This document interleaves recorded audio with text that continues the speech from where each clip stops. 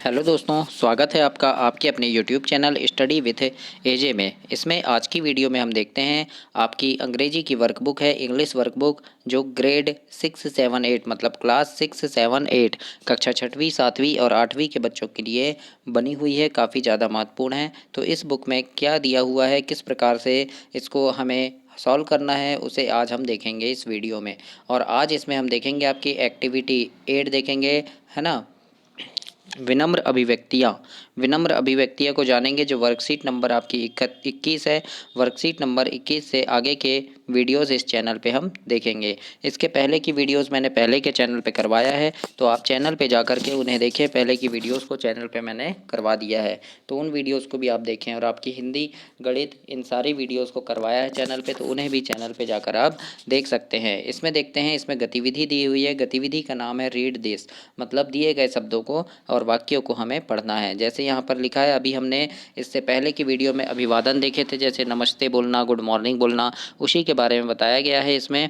तो इसमें यहाँ बोल रही है, ये देखो, ये लड़की अपनी मम्मी से क्या बोल रही है, नमस्ते मैडम बोल रही है। अपनी मैडम से क्या बोल रही है, नमस्ते मैडम बोल रही है ना। तो ऐसे आपको भी अपने मैडम सर से नमस्ते लेना चाहिए। फिर देखो, ये बड़ी लड़की है, ये इसे क्या दे रही है, फूल दे रही है ना, एक गुलदस्ता दे रही है, फ्लावर दे रही है। तो ये इसे क्या बोल रही है, थैंक यू मोना। क्या बोल रही हैं, थैंक यू मोना, है ना। थैंक यू मोना मतलब कोई किसी को कुछ देता है या किसी की हेल्प कर देता है, तो उसे हम क्या बोलते हैं, थैंक यू बोलते हैं। तो वैसे ही वो थैंक यू बोल रही है। अगला है, देखो, ये इसकी मम्मी उसे डांट रही है ना, लड़के को डांट रही है, तो वो क्या बोल रहा है, माँ प्लीज़, है ना। मतलब मुझे मत डांटो माँ प्लीज़, इस प्रकार से बोल रहा है। अब यहाँ पर देखो, ये क्या कर रही है, एक लड़की यहाँ पर बैठना चाह रही है चेयर में, तो ये क्या बोल रही है इसे, प्लीज़, है ना। अपने डैडी हैं, पापा जी हैं, तो उनको क्या बोल रही है, प्लीज़, है ना। तो इस प्रकार से ये क्या हुआ, कुछ विनम्र अभिव्यक्तियाँ हैं। फिर जैसे यहाँ पर देखो, ये क्या हुआ, एक लड़का है, ये बॉल खेल रहा है ना। फिर बॉल खेलते खेलते ये एक उसके पिताजी को बॉल लग गई, उस बच्चे के पिताजी को बॉल लग गई, है ना। तो वो क्या बोल रहा है, आई एम सॉरी मिंटू, है ना। आई एम सॉरी मिंटू, अपने दोस्त को बॉल लग गई तो क्या बोल रहा है, आई एम सॉरी मिंटू, ऐसा बोल रहा है ना, मतलब उसकी वजह से उसे बॉल लग गई। फिर अगला है, यहाँ पर देखो, ये कोई चीज़ ठोकर लगने से गिर गई, किसी की कोई चीज़ गिर जाती है, तो क्या बोले, आई एम सॉरी माला बोल रही है ना।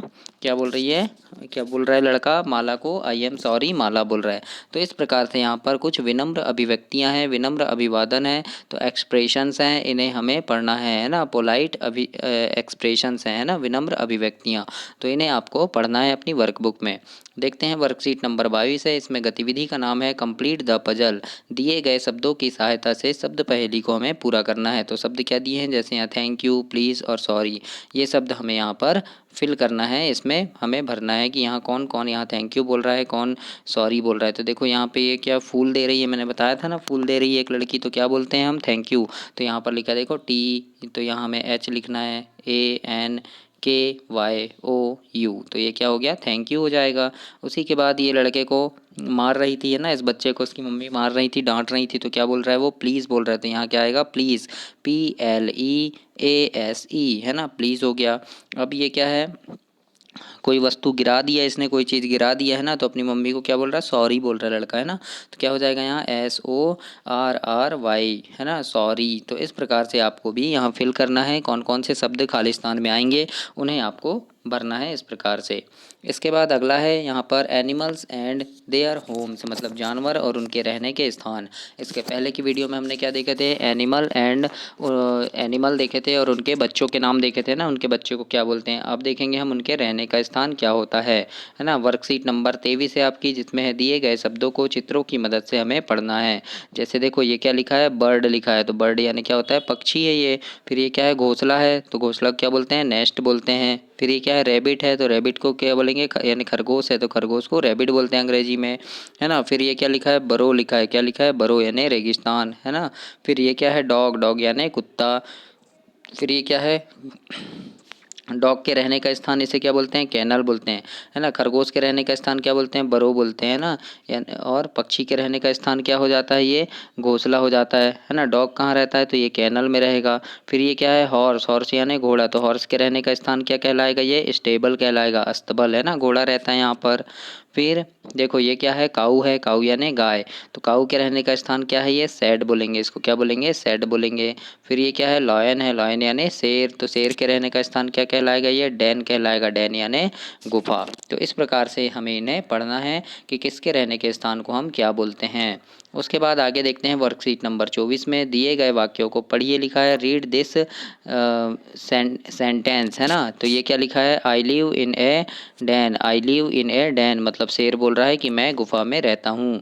फिर ये कुत्ता है, तो ये क्या बोल रहा है, I live in a canal, canal यानी होता है कुत्ते के रहने का स्थान, है ना। तो क्या बोल रहा है कुत्ता कि मैं कैनल में रहता हूँ। फिर ये क्या बोल रहा है, घोड़ा है, तो ये क्या बोल रहा है, I live in A stable मतलब मैं अस्तबल में रहता हूँ। फिर देखो ये कौन है, खरगोश है, तो ये क्या बोल रहा है, आई लिव इन ए बरो, है ना, मतलब मैं बरो में रहता हूँ। फिर ये कौन है, ये सांप है, तो ये क्या बोल रहा है, I live in A whole मतलब सांप कहाँ रहता है, होल में रहता है ना बच्चों। तो ऐसे समझ में आ रहा है ना आपको। फिर ये क्या है, गाय है, तो गाय क्या बोल रही है, I live in A sad मतलब मैं सैड में रहती हूँ। सैड यानी होता है गाय के रहने का स्थान, जिसे हम गांव की भाषा में कोठा बोलते हैं, सार बोलते हैं ना, तो वही क्या है, सैड है ना। फिर ये क्या है, पक्षी है, बर्ड है, तो ये क्या बोल रहा है, I live in a nest मतलब पक्षी कहाँ रहते हैं, घोंसला में, तो मैं घोंसला में रहती हूँ, ऐसा बोल रही है ये चिड़िया। तो इस प्रकार से हमें इसे पढ़ना है। बच्चों आप चैनल को सब्सक्राइब कर लेना, क्योंकि आपकी जो तिमाही, छमाही, वार्षिक परीक्षा जो है और आपके जो प्री बोर्ड पेपर होंगे, फिर आपके अभी मीन्स कम मेरिट परीक्षा है, ओलंपियाड परीक्षा है, तो इन परीक्षाओं में किस प्रकार के प्रश्न पूछे जाते हैं उनकी अभ्यास प्रश्नों की वीडियोस मैं चैनल पे डालते रहता हूँ। पिछले साल भी डाला था, काफ़ी सारे बच्चों ने उसे पढ़े और काफ़ी सारे बच्चे अच्छे नंबरों से भी पास हुए। तो आप लोग भी सारी वीडियोस को देखना, और उनको देखने के लिए आपको चैनल सब्सक्राइब करना पड़ेगा, क्योंकि जब भी मैं वीडियो डालूँ वो आपको मिल सके, इसलिए चैनल सब्सक्राइब करके बेल आइकन को प्रेस कर लेना, है ना। आइए देखते हैं अब आगे, वर्कशीट नंबर 25 है, खाली स्थान भरे लिखा है यहाँ पर, है ना। तो यहाँ क्या है, जैसे बर्ड लिखा है, काऊ लिखा है, बरो लिखा है, तो ये सारी चीज़ें लिखी हुई है, स्टेबल लिखा है ना। फिर क्या, कैनल लिखा है, तो इन इन शब्दों से हमें यहाँ खाली स्थानों को भरना है कि कौन से खाली स्थान में क्या आएगा। तो यहाँ लिखा है a Khalistan live in a nest मतलब घोंसले में कौन रहता है, तो कौन रहता है, बर्ड। तो यहाँ लिखा है, देखो ये बर्ड लिखा है ना, तो यहाँ लिख देंगे हम बर्ड, BIRD बर्ड, है ना। तो क्या हो जाएगा ये, a bird live in a nest, है ना, मतलब क्या है, पक्षी घोंसले में रहते हैं। दूसरा देखो, दूसरा क्या लिखा है, ए डॉग लिव इन ए खालिस्तान दिया है, तो डॉग कहाँ रहता है, कैनल में रहता है, तो हम खालिस्तान में क्या लिखेंगे, कैनल। और कैनल कहाँ लिखा है, ये नीचे लिखा है, तो इसको आप यहाँ लिखेंगे कैनल को, है ना। तीसरा क्या है यहाँ पर, Khalistan live in A sad, तो सैड में कौन रहता है, तो सैड में कौन रहता है, हमने पढ़े थे अभी, तो काऊ यानी गाय रहती है, तो ये काऊ लिखना है हमको, है ना यहाँ। तो ये लिखा है काऊ, तो उसको हम यहाँ लिखेंगे, काऊ सैड में रहती है। अगला लिखा है a Khalistan live in a den, तो खालिस्तान में क्या आ जाएगा, कौन रहता है डैन में, डैन यानी होता है गुफा, गुफा में कौन रहता है, शेर रहता है, और शेर को क्या बोलते हैं, लॉयन, तो ये लिखा है लॉयन, तो यहाँ खालिस्तान में आ जाएगा लॉयन। फिर उसके बाद लिखा है यहाँ पर ए हॉर्स लिव इन ए खालिस्तान, तो हॉर्स यानी घोड़ा, घोड़ा कहाँ रहता है, स्टेबल में, तो ये लिखा है स्टेबल, है ना, तो हम यहाँ लिख देंगे स्टेबल, इस प्रकार से। अगला है ए रैबिट लिव इन ए खालिस्तान, तो रैबिट कहाँ रहता है, बरो में रहता है, तो ये लिखा है बरो, तो हम यहाँ लिख देंगे बरो। तो इस प्रकार से आपको ये खालिस्तान को कंप्लीट करना है, इससे हमें क्या होगा कि जानवरों के रहने के स्थान हमें याद होंगे, हमें पता चलेंगे। अगला देखते हैं आपका एक्टिविटी नंबर 10 है अपोजिट वर्ड, है ना, मतलब विलोम शब्द हमें जानना है। वर्कशीट नंबर 26 हम पढ़ेंगे इसमें। तो इसमें लिखा है गतिविधि का नाम है रीड दिस मतलब नीचे दिए गए वाक्यांशों को पढ़ें। ए बिग बियर, है ना, ये क्या लिखा है यहाँ, ए बिग बियर। फिर लिखा है ए स्मॉल बियर, बिग यानी बड़ा और स्मॉल यानी छोटा, तो बड़ा का अपोजिट क्या हुआ, छोटा हुआ, अपोजिट यानी उल्टा या विलोम शब्द, है ना।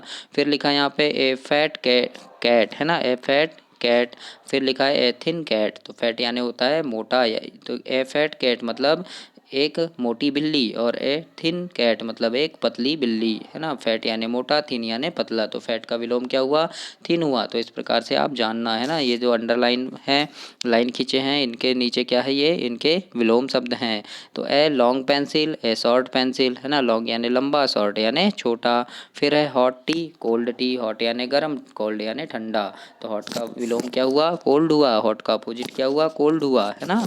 फिर a dry shirt, A wait shirt, है ना, ड्राई यानी सूखा, वेट यानी गीला, तो ड्राई का उल्टा क्या हुआ, वेट हुआ मतलब अपोजिट वर्ड हुआ, है ना। फिर old man, young man. Old man है बूढ़ा व्यक्ति, यंग यानी जवान व्यक्ति, तो बूढ़ा का उल्टा क्या हुआ, जवान हुआ, या बूढ़ा का विलोम क्या हुआ, यंग हुआ। ओल्ड का विलोम यंग हुआ। तो इस प्रकार से हमें ये क्या पढ़ना है, हमें विलोम शब्द अपोजिट वर्डों को हमें हमें पढ़ना है और जानना है कि अपोजिट वर्ड क्या होते हैं, है ना। इस प्रकार से अब वर्कशीट नंबर 27 में देखेंगे, look at the picture and right, मतलब चित्रों को देखना है हमें और पढ़ना है और लिखना है ना। तो ये क्या है, फैट, मोटी बिल्ली है, देखो ये मोटी बिल्ली है, तो मोटी बिल्ली क्या बोलते हैं हम, फैट बोलते हैं, जो मोटा रहता है उसे फैट। तो यहाँ लिखेंगे हम फैट, FAT। फिर ये क्या है, एक दूसरी बिल्ली है, तो ये देखो इससे ये दुबली है, पतली है ना, तो पतली बिल्ली है तो इसको क्या बोलेंगे, थिन बोलेंगे, थिन यानी पतला, तो ये लिख दिया हमने थिन, है ना। फैट का विलोम क्या हुआ, थिन हुआ।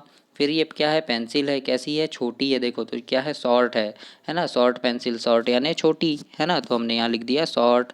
फिर ये क्या है, पेंसिल कैसी है, लंबी है, तो लॉन्ग यानी लंबा, तो यहाँ लिख दिए लॉन्ग। तो शॉर्ट का अपोजिट क्या हुआ, लॉन्ग हुआ, है ना, या लॉन्ग का अपोजिट क्या हुआ, शॉर्ट हुआ।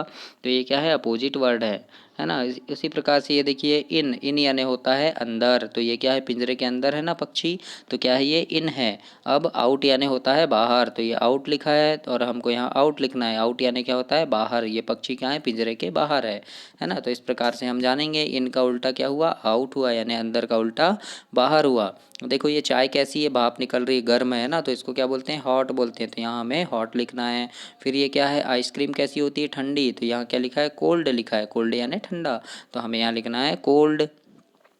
उसी प्रकार से देखो ये क्या है, सुबह का टाइम है, ये सोकर उठ रहा है, तो हम क्या बोलेंगे इसे, डे, डे यानी दिन, सुबह हो रही है ना, तो यहाँ लिख देंगे हम डे। अब ये सो रहा है, तो सो रहा, कब सोते हैं हम, नाइट में, तो ये लिखा है नाइट, तो हम लिख देंगे यहाँ नाइट। तो डे का उल्टा क्या हुआ, नाइट हुआ, या डे का अपोजिट नाइट, नाइट का अपोजिट डे। अब ये क्या है, बूढ़ा व्यक्ति है यानी ओल्ड मैन, तो यहाँ लिख देंगे हम ओल्ड। और ये कैसा है, यंग यानी जवान, तो यंग लिख देंगे, है ना। तो ओल्ड का अपोजिट क्या हुआ, यंग, है ना। तो इस प्रकार से ये अब कुछ अपोजिट वर्ड है, तो कैसे होते हैं ये आप देख लीजिए, किसे क्या बोलते हैं ये मैंने आपको समझाया है, समझ में आपको ज़रूर आया होगा। इसके बाद अगला देखते हैं हम, डेज ऑफ द वीक यानी सप्ताह के दिनों के नाम देखेंगे। 28 वर्कशीट में देखेंगे हम, डेज ऑफ द वीक, सप्ताह के दिनों के नाम। यहाँ लिखा है गतिविधि को पढ़ना है, शब्दों को पढ़ना है, तो यहाँ क्या लिखा है, डेज ऑफ द वीक, दिनों के नाम लिखे हैं। जैसे यहाँ क्या लिखा है, देखो Monday, Tuesday, Wednesday, Thursday, Friday, Saturday, Sunday, है ना। इस प्रकार से लिखा है। मंडे, मंडे, मंडे यानी सोमवार, ट्यूसडे यानी मंगलवार, वेडनेसडे यानी बुधवार, थर्सडे यानी गुरुवार, फ्राइडे यानी शुक्रवार, सैटरडे यानी शनिवार और संडे यानी रविवार। तो ये क्या हुए, डेज ऑफ द वीक, मतलब सप्ताह के दिनों के नाम हुए।